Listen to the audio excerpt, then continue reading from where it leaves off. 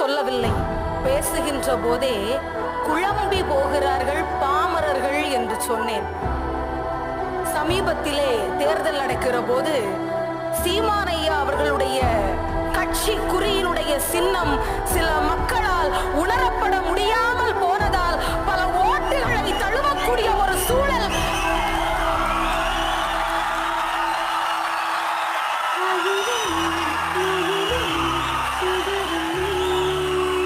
இதே தமிழ்நாட்டில் தானே நடந்தது. இதே தமிழ்நாட்டில் தானே ஒரு தமிழனுடைய சின்னத்திற்கு அவதூறு வரக்கூடிய நிலையை நாம் பார்க்க வேண்டியிருந்தது. இதைவிட பெரிய சான்று பாமரர்கள் குழம்பி போவதற்கு தேவைப்படுகிறதா? உங்களுக்கு எவ்வளவு சிறப்பாக பேச தெரியுதோ அது மாதிரி எப்படி ஜெயிக்கணும்னு தெரியுது. வாழ்த்துக்கள்.